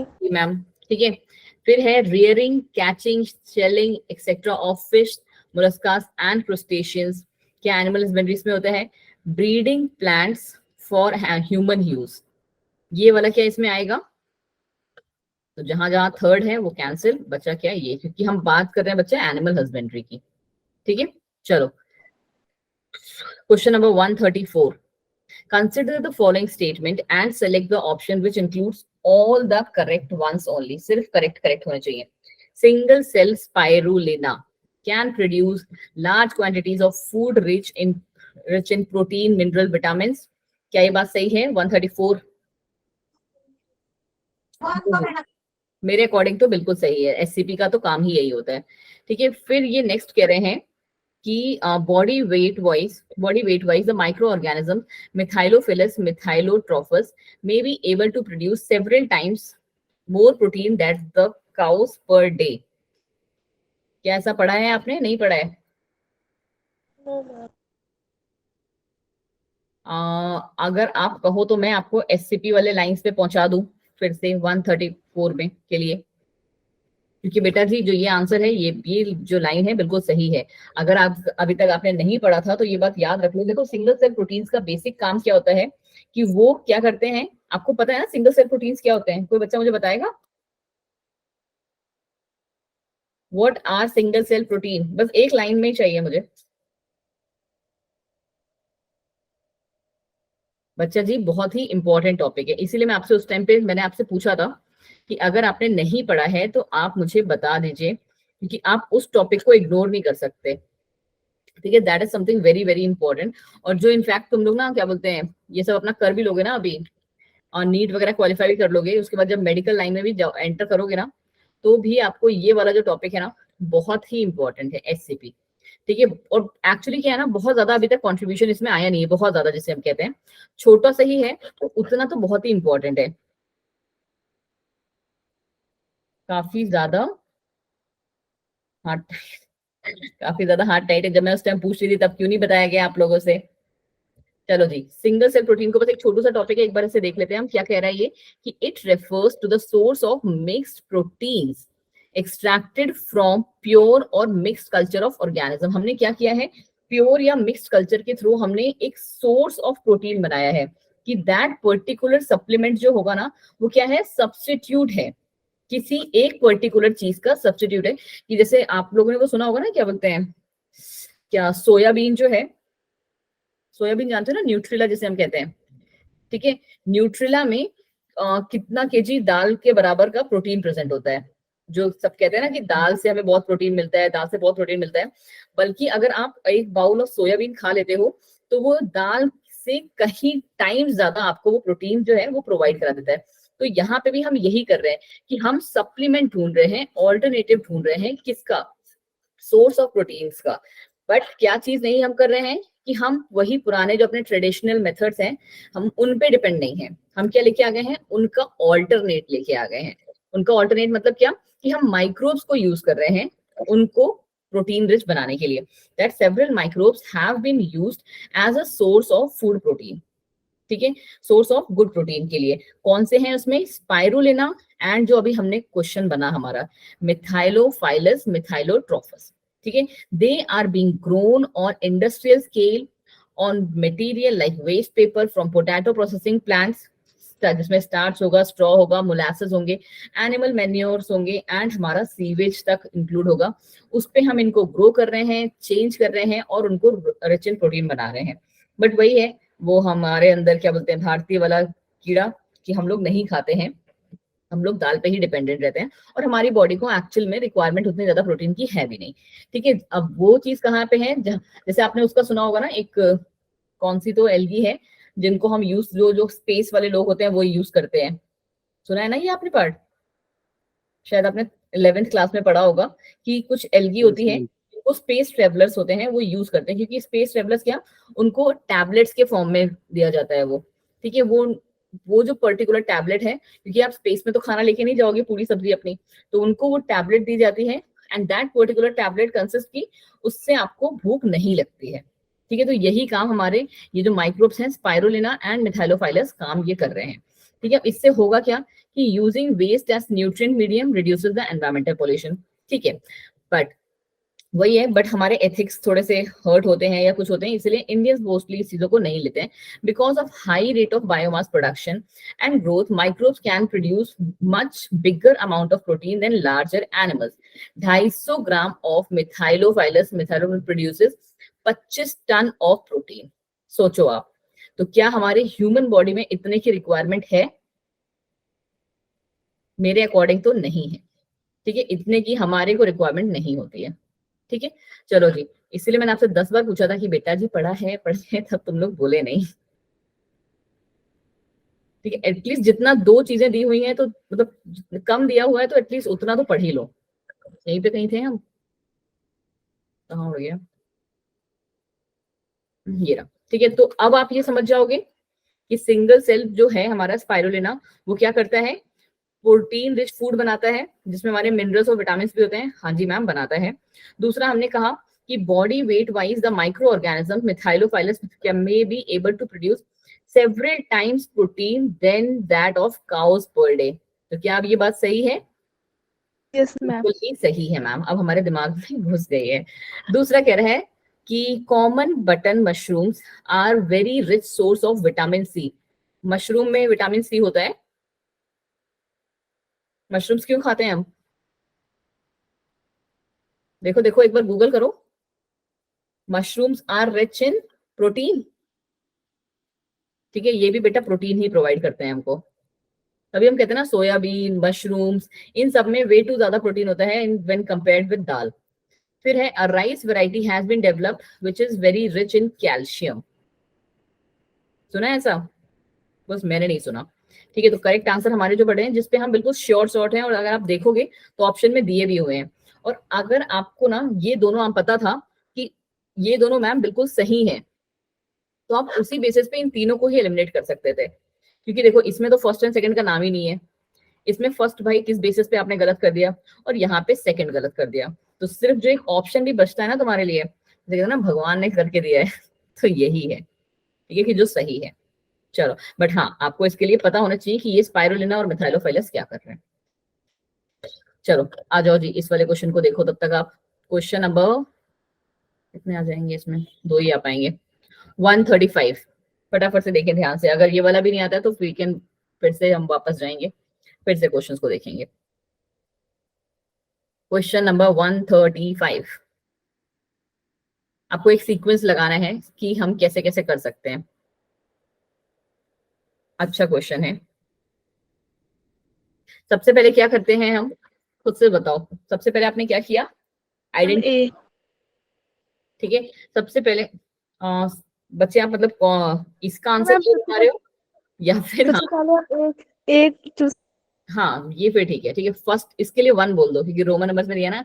तो हम सबसे पहले तो हम आइडेंटिफाई करेंगे सुपीरियर मेल को और सुपीरियर फीमेल को ऑफ जो कि सेम ब्रीड की हो। बिल्कुल सही। तो किस में पहला पहले है? तो यही दोनों में पहले हैं मैम, बाकी दोनों तो कैंसिल हो गए। अब दूसरा क्या कह रहा है? Identified animals are then mated in pairs. यही करते हैं हम मेरे अकॉर्डिंग तो यही करते हैं मैम। ठीक है, तीसरा कह रहा है इवेल्युएट द प्रोजेनी। अब तो बिल्कुल ही क्लियर हो गया, क्योंकि हमने यहाँ पे क्या करा, सिलेक्शन किया, या कह रो आइडेंटिफिकेशन किया, सिलेक्शन एंड आइडेंटिफिकेशन, और उसके बाद हमने क्या कर दिया, आइडेंटिफाई, और यहाँ पे हमने क्या करवा दिया, उसका मेट करवा दिया। मेट के बाद हमारी क्या, प्रोजेनी भी मिल गई। तो इसका मतलब है हमारा सीक्वेंस तो चल रहा है सही। ठीक है, तो हमारे पास प्रोजेनी भी मिल गई।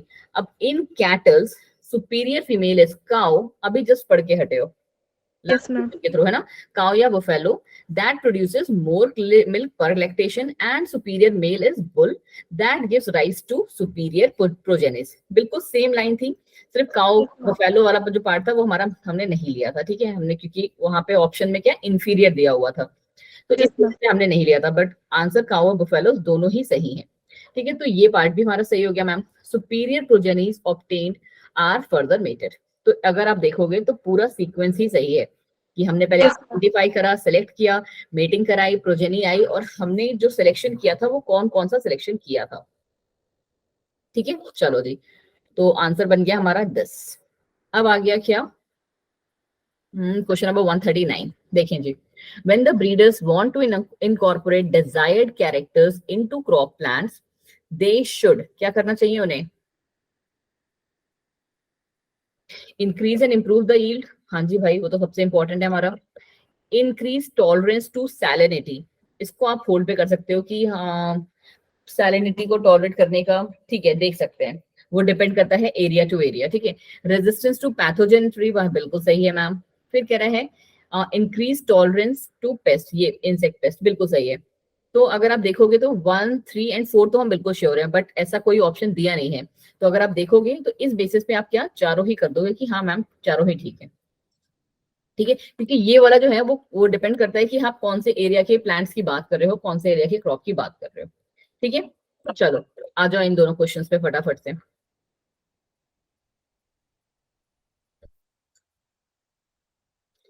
Given are the four statements, which two of the following statements are correct? It is estimated that more than 70% of the world livestock, ये भी पढ़ा, ये किया नहीं है अभी हमने, मैम फर्स्ट मतलब ए आई, ये तो बिल्कुल सही है। फिर क्या है, maintaining cleanliness and hygiene is important while milking, storage and transport of milk, ये भी ठीक है। Outbreeding is the breeding between animals of same breed only, क्या ये बात सही है? मैम रॉन्ग है। रॉन्ग है। Crosses between different breeds are called inbreeding, नहीं भाई, सेम ब्रीड वाले को। तो करेक्ट आंसर हमारे पहले दोनों ही हो गए। चलो question number 136। It is the breeding between animals with in the same breed, ठीक है, which do not have common ancestors on either of their pedigree up to 4 to 6 generation। किसकी बात कर रहे हैं पे? अच्छा, आउट क्रॉसिंग की बात कर रहे हैं। ठीक है, 136। क्यों बच्चे, ये तो ठीक है, आउट क्रॉसिंग में तो यही होता है, जिनके कॉमन एंसेस्टर्स नहीं रहे होंगे 4 से 5 जनरेशन के लिए। ठीक है, आउट क्रॉसिंग की बात कर रहे हैं बच्चे, इन ब्रीडिंग की नहीं। Yes ma'am. ठीक है, तो दिस वन स्टेटमेंट इज बिल्कुल सही है। It is done to increase the milk production and growth rate in animals, हाँ जी ये भी ठीक है। ठीक है, चलो आ जाओ नेक्स्ट। आज थोड़े से मैचिंग वाले करके भी देखते हैं, थोड़ा सा दिक्कत देते हैं वो, बट करेंगे आज हम। ठीक है, चलो आ जाओ। Mutation breeding is carried out by, अच्छा क्वेश्चन है तो ध्यान से देखिए। क्वेश्चन नंबर 141 क्या कह रहा है ये, कि including mutation in plants by higher energy rays, जैसे ही करते हैं हम यूवी रेस को यूज करते हैं, करेक्ट, पता है ना? हाँ, अलग अलग क्या बोलते हैं टाइम के लिए और अलग अलग उसके वेवलेंथ पे भी। ठीक है, screening of plant for resistance, तो ये तो हमें चाहिए ही म्यूटेशन में। ठीक है, selecting the desirable plant for multiplication and breeding, बिल्कुल ही सही। आपको पता है ना म्यूटेशन हम कैसे करते हैं? देखो एक्चुअली म्यूटेशन की कहानी क्या चलती है ना, कि म्यूटेशन हम दो तरीके से कर सकते हैं। एक है हमारा फिजिकल म्यूटेशन, ठीक है, और दूसरा है हमारा केमिकल। देखो although there is a high risk in both, specially chemical वाले में तो बहुत ज्यादा, कि वो क्या कर सकता है कि वो म्यूटेंट जो प्लांट हमारा जो बन के आएगा ना, वो हमारी बॉडी में जाके भी म्यूटेशन कर दे। ठीक है, इसीलिए हम जो म्यूटेंट ब्रीड्स होते हैं ना बहुत कम यूज करते हैं, बहुत ही कम, जिनमें लो रिस्क हो। ठीक है, तो ये हमारे करते क्या है, यहाँ पे ना कुछ केमिकल्स होते हैं, जैसे अगर आपको पता हो 5 ब्रोमो यूरेसिल एक केमिकल है, जिसको हम यूज करते हैं कैसे, प्लांट को एक, जैसे आपको पता है ना प्लांट को हम जैसे ग्रो करते हैं लैब में, तो वो हाइड्रोपोनिक्स वाली टेक्निक यूज की जाती है। तो पानी में ही हम केमिकल डाल देते हैं और वो रूट्स के थ्रू जाके प्लांट्स में चेंज कर देता है, बट इसका जो रिजल्ट आने का वो होता है ना, वो बहुत ही, जैसे कहते हैं ना, बहुत ही कम होता है। तो बेसिकली हम क्या करते हैं ना, यूवी रेडिएशंस के थ्रू इनको ट्रीट करते हैं, ठीक है।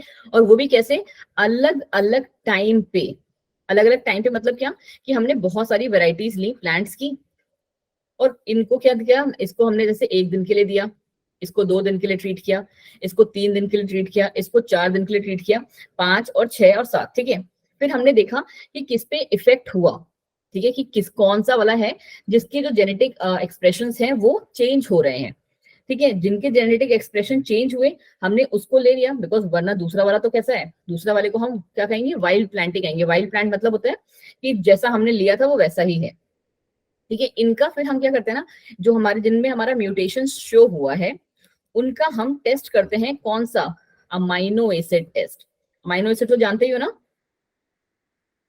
अमाइनो एसिड्स मेरे अकॉर्डिंग सब जानते होंगे, ठीक है। तो अमाइनो एसिड का टेस्ट किया जाता है इन पे, तो वही काम यहाँ पे हम करते हैं। तो और जो प्लांट हमारा सेलेक्ट किया जाता है, क्योंकि हमने क्या, मैंने आपसे क्या बोला कि बहुत सारे, एक नंबर ऑफ चेन चलती थी लंबी सी, मतलब बहुत सारे प्लांट्स को हम लेके करते हैं ये काम। तो जो हमारा आएगा जिनमें म्यूटेशन शो होगा, प्लस क्या, वो म्यूटेशन लीथल नहीं होगा। लीथल मतलब कि हमें नुकसान नहीं पहुंचाएगा, तब हम उसको यूज करेंगे। पता है ना, हम हमेशा इसीलिए जब ये म्यूटेशन किया, माउस के आगे डाल दिया कि बेटा खाओ, ठीक है। फिर हम चेक करते हैं कि माउस में क्या चेंजेस हो रहे हैं, यही करते हैं म्यूटेशन में। तो यही पे हमने वही किया है कि जो हमारा म्यूटेशन सबसे सही हुआ, हमने उसको सिलेक्ट कर लिया डिजायरेबल प्लांट को, टेस्ट वेस्ट करने के बाद फिर हम उनका मल्टीप्लीकेशन और फिर से ब्रीडिंग करवाते हैं, ठीक है। तो ऐसा कुछ चलता है ब्रीडिंग में। तो ये रहा हमारा ऑल ऑफ द ईस्ट। देखिए जी, आ जाइए क्वेश्चन नंबर 142। पहले तो स्टेटमेंट वाले ही करते हैं, फिर हम उस पे आते हैं। क्या कह रहा है क्वेश्चन नंबर 142, फटाफट से देखो। High aspartic acid, low nitrogen sugar content in maize leads to the resistance of maize stem borer। अब बोलो सही जी, है। क्या ये बात सही है? ठीक है मैम, सही है। जस्ट 1 सेकेंड बच्चा।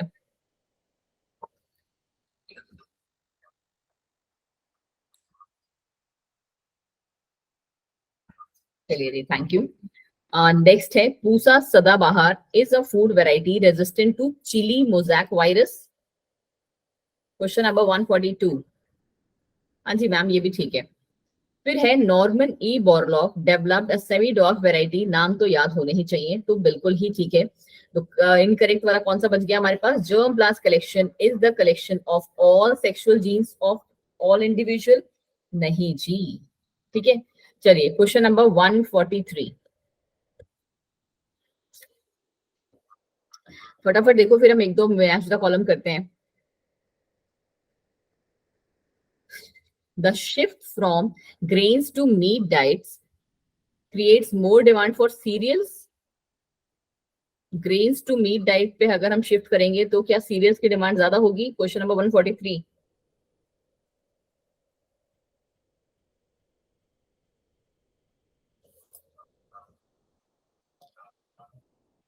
ओके जी। SCP provides a protein rich supplement. हाँ जी ma'am. SCP can be produce using bacteria, blue green algae and fungus. हाँ जी, अभी जस्ट मैंने आपको एल्गी का एग्जांपल दिया था कि जो स्पेस ट्रेवलर्स होते हैं वो लेके जाते हैं। SCP helps to minimize environmental pollution। हाँ जी ma'am. 3 to 10 kg of grains are required to produce 1 kg of meat by animal farming। तो हाँ जी मैम, ऐसा होता है, ठीक है। चलो आ जाओ question number 144। Consider the following statement. Which of them are the advantages of tissue culture and micropropagation? इस चैप्टर का एक और तगड़ा और important topic, SCP and this tissue culture वाला, ठीक है। देखिए देखिए फटाफट से। A large number of plants can be grown in short time। Tissue culture में क्या हम ऐसा करते हैं? हाँ जी यस मैम, मैम। बिल्कुल यही किया जाता है इसमें, ठीक है। फिर कह रहे हैं, disease free plants can be recovered from diseased plant. Ma'am. हाँ जी बच्चा, बिल्कुल ऐसा ही होता है। Genetically variable plants can be produced. क्या हम Yes, ma'am. Genetically variable plants को प्रोड्यूस कर सकते हैं इसमें? Yes ma'am. हाँ जी, प्रोड्यूस कर सकते हैं ma'am. Somatic hybrid such as pomato Yes, ma'am. Can be raised, बिल्कुल ही सही। चलो अब आ जाओ जी इस पे, क्वेश्चन नंबर 148, 147 एंड 148 दोनों करते हैं, मैच द कॉलम्स हैं, ये अच्छे क्वेश्चंस होते हैं ये भी। पिसिकल्चर किससे रिलेटेड है, ऐसे ही बताओ। Second. हाँ Ma'am, sir, first. वही तो मैं सोचूं, लड़की। चलो, और फिर हमारा है aquaculture, aquatic plants and animal, apiculture, Honey बीज। ठीक है, ये आप में से जिनको नहीं पता है तो बेटा इसको रट लो। पिसिकल्चर इज फॉर फिश के लिए, fish rearing. Aquaculture and aquatic plants और एनिमल्स दोनों के लिए होते हैं। और एपीकल्चर इज फॉर हनी बीज, ठीक है, शहद का जहां पे हम करते हैं। आ जाओ जी इस वाले पे, ब्लू रेवोल्यूशन किसका होगा, Fish. फिश का। ग्रीन रेवोल्यूशन, ये सामने सामने आंसर नहीं कर रहे हैं। Agriculture, white revolution for milk. चलो जी आ जाओ, कोई ना। अब ये वाला क्वेश्चन करो तो आपको मैक्सिमम चीजें और क्लियर हो जाएंगी जो हमने इस चैप्टर में पढ़ी। Out crossing, cross breeding, interspecific hybridization and inbreeding. देखें जी क्वेश्चन नंबर 146। आउट क्रॉसिंग क्या होता है पहले तो यही देख लो, पहले तो जो तुम्हें आता है पहले वो करो। इन ब्रीडिंग में क्या होता है, हम इन ब्रीडिंग अगर देखें तो exposes harmful recessive genes that are usually eliminated by selection. क्या इन ब्रीडिंग ऐसा करता है,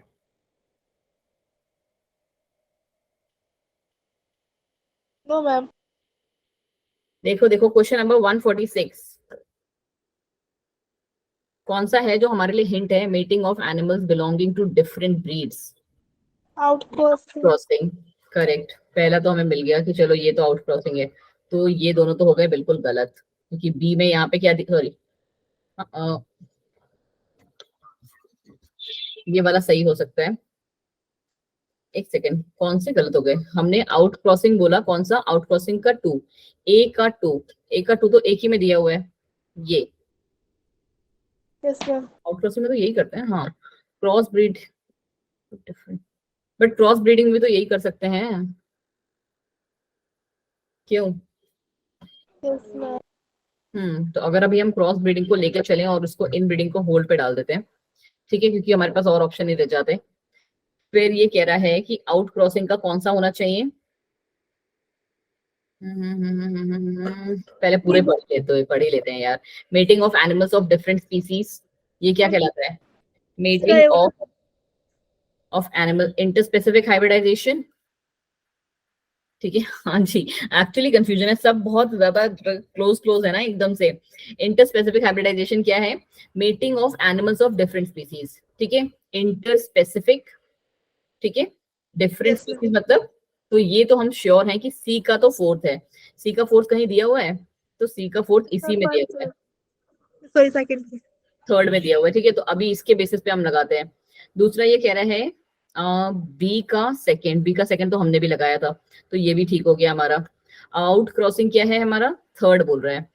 mating of animals of same breed, ठीक है, but having no common ancestors on either. अरे यार कैसे हम लोगों ने इसको सेकंड कर दिया था, यही तो आउटब्रीडिंग में पढ़ा था कि 4 to 6 जनरेशन तक जो है वो हमारे एंसेस्टर्स सेम नहीं होने चाहिए, तो ऑटोमेटिकली इसका आंसर 1 बन गया कि इन ब्रीडिंग से हम एक्सपोज कर सकते हैं रेसेसिव जीन्स को, ठीक है, डोमिनेंट नहीं बोल रहा है, रेसेसिव बोल रहा है, तो बिल्कुल सही है। थोड़ा एक्चुअली कंफ्यूजिंग था ये, तो अगर आ जाएगा तो तुम लोग 5 मिनट तो एग्जाम में इसी पे लेके बैठ जाओगे।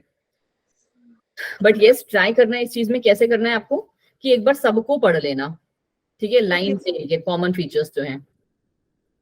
मुझे ही हिला दिया चलो आ जाओ, क्वेश्चन नंबर 145 कौन सा है ये, मीट एनिमल्स कौन सा है, पोल्ट्री एनिमल्स से हम हिंट लेके चल लेते हैं, ये रहा।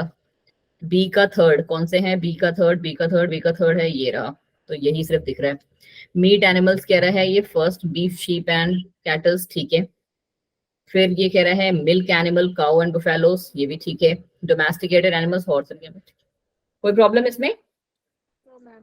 सिर्फ एक यही वाला थोड़ा सा दिमाग का दही करने वाला था, बाकी तो आई गेस इसमें ठीक ठीक थे। Yes. चलो जी, अब इतने सारे क्वेश्चंस तो करने का हमारे पास टाइम है या नहीं है, ये आप लोग खुद से कर लोगे।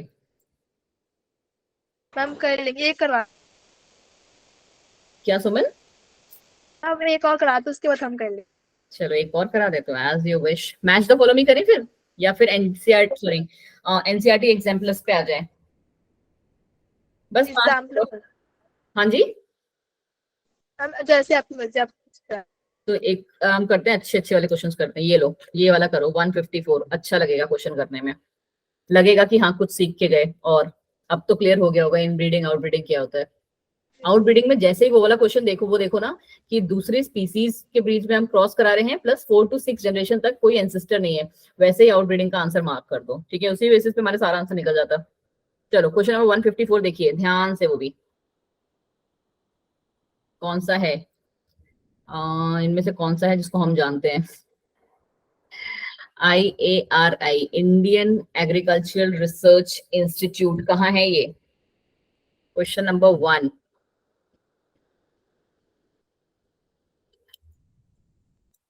किसी ने तो बोला मैम ए या बी में से है।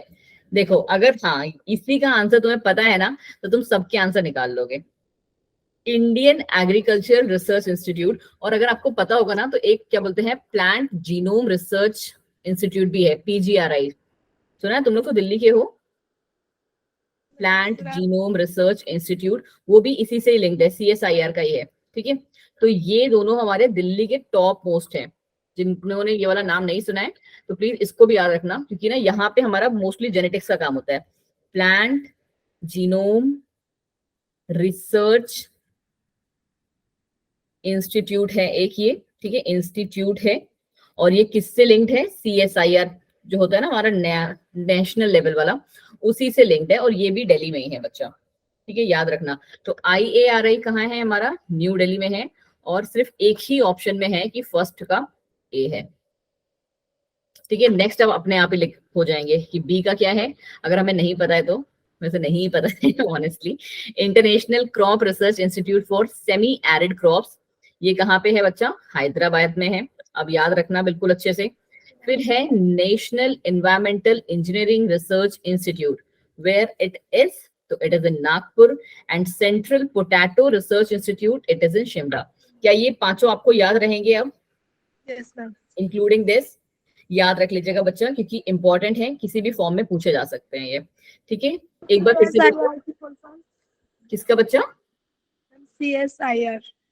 CSIR कंबाइंड साइंटिफिक, ये एक ना टेस्ट होता है CSIR, ठीक है? CSIR नेट, तो उसके ये लैब्स होते हैं हर जगह ऑल ओवर इंडिया में, रिसर्च लैब्स हैं ये। चलो इसको देख लो तब तक। आई गेस इससे अच्छा क्वेश्चन ये वाला देखते हैं, क्वेश्चन नंबर 149। ब्रीडिंग टाइप्स हैं ये, और यूज्ड फॉर किसके लिए? फिर से आ गया हमारा आउट ब्रीडिंग, क्रॉस ब्रीडिंग।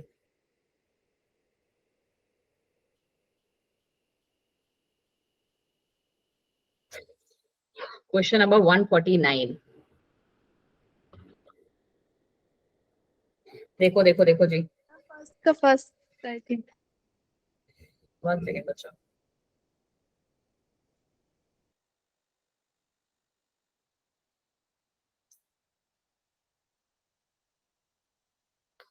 क्या कह रहे हो? फर्स्ट का फर्स्ट कह रहे हो? Multiple ovulation, embryo transfer. First का फर्स्ट तो किसी ऑप्शन में भी नहीं है। सुमन किस बेसिस पे बोल रही हो यार, कैसी बातें कर रही हो? बिकॉज़ मैम इसके बेसिस पे निकालते हैं हम आंसर अपना। किस बेसिस पे? इन नहीं, मॉइड का फुल फॉर्म तुम्हें पता है क्या है? Multiple ovulation embryo transfer. Embryo transfer. तो हम ये किसकी केस में करते हैं? Question number 149। Surrogate surrogate cow. ठीक है, हाँ सरोगेट, मतलब हर्ड इंप्रूवमेंट में करते हैं बच्चा, ठीक है? क्वेश्चन नंबर 149 का मेरे अकॉर्डिंग तो मॉइड जो है that is for heard improvement, ठीक है? चलो इस बेसिस पे अगर आपका आंसर निकल सकता है तो निकालो, वरना फिर मैं तो बता ही दूंगी आपको। क्वेश्चन नंबर 149, चलो ये तो एक मिल गया कि मैम इसका ये है, तो ऑटोमेटिकली ये दोनों तो हो जाते हैं कैंसिल। अब दूसरा इनमें अगर देखोगे कॉमन, तो डी का भी इन्होंने फर्स्ट बोल रखा है, ठीक है? तो डी का outcrossing it is done to increase the milk production, growth rate and beef prefer, ये भी ठीक हो गया। अब इन दोनों में है आंसर, इंटरस्पेसिफिक हाइब्रिडाइजेशन क्या है? The progeny may be considerable economic value होता है। Yes, ma'am. हाँ जी मैम। और क्रॉस ब्रीडिंग में क्या होता है? The progeny hybrid animals may be used for commercial production. Yes, ma'am. इस बेसिस पे हमारा आंसर बन जाता है ये। चलो जी, इस वाले को देखो, आई गेस ये थोड़ा इजी क्वेश्चन होगा, एक जाते जाते थोड़ा सा इजी कर लें। बाकी इतने hard hard question match the column में सीरियसली मतलब थोड़े से डिफिकल्ट हैं। 152,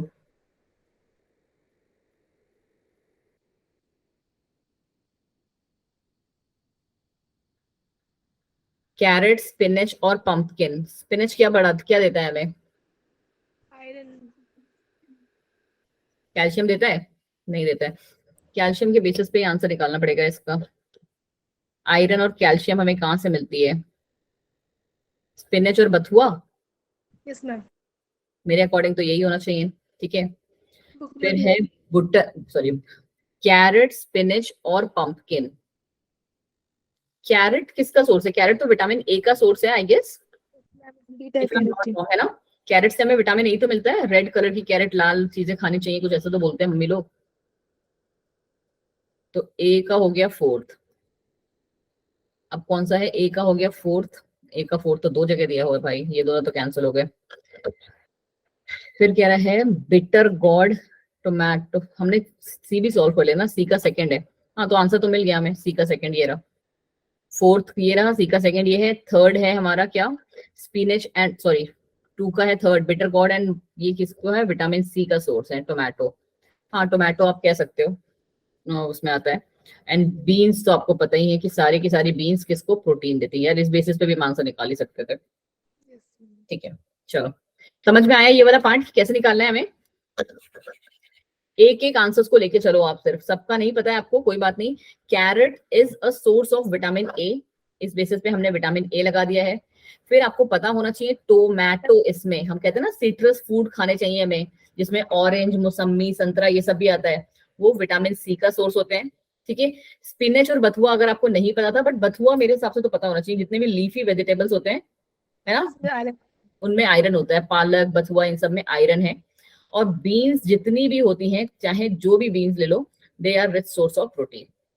ठीक है, चलो दो क्वेश्चन और करते हैं, उसके बाद चलिए बाय बाय टाटा। यही दोनों कर लेते हैं, 150 एंड 153। पहले 153 देखते हैं, कोई है जानने पहचानने वाला इसमें? 153, plants and improve variety name, a very very very important question, trust me. 153, ठीक है। कॉटन का ही अगर आपको पता होगा ना तो पूरा आंसर निकाल लोगे आप। इनमें से कौन सी है कॉटन? कॉटन की नहीं सुनी तुम लोगों ने? सीरियसली तुमने कॉटन की वैरायटी इंदौर टू नहीं सुना है कभी? Ma'am, पढ़ के सुन के देखना, गूगल करके देखना आज जैसे क्लास हो रहा है। हाँ, एक जो कॉटन है ना, क्या बोलते हैं उसका, जो वैरायटी है एक Indore two, it's very very very famous. ठीक है, इम्प्रूव वैरायटी जो है, तो ये वाला है इसका। तो उसके बेसिस पे आप बाकी सारे आंसर में निकाल लोगे। राइस का कह रहा है रेगमी एंड जगन्नाथ। वीट का इसके अकॉर्डिंग है हमारा NP86 and barley is your this.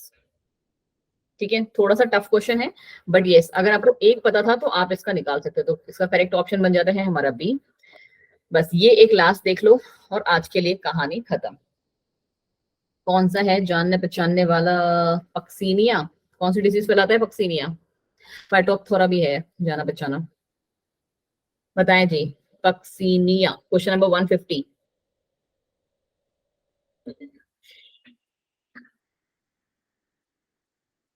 मुझे नहीं पता आप में से किसी को पता है या नहीं पता है, बट वीट को ना एक रस्ट जो बीमारी है वो जो फैलाता है, फंगल डिसीज है, पक्सीनिया जो है फंगस, ठीक है, वो फैलाता है। बहुत ही ज्यादा पॉपुलर है, जैसे कहते हैं बहुत बहुत बहुत ज्यादा पॉपुलर वाला। ठीक है, नहीं बच्चा, तुक्का वाला नहीं। तो अगर आप देखोगे ना तो वीट जो है इसका आंसर तो थर्ड होना ही होना है, इसको रट लो जैसे कहते हैं। वीट जो है उसका इन्फेक्शियस एजेंट है हमारा पक्सीनिया। तो ए का थर्ड किसी में है क्या? इसी में है। ठीक है, और मेरे अकॉर्डिंग इसका आंसर आपने जो डी दिया सारा ही सही है, फिर अब इसको लगा लो अपने आप। बी इज योर, एक सेकेंड बच्चा, हाँ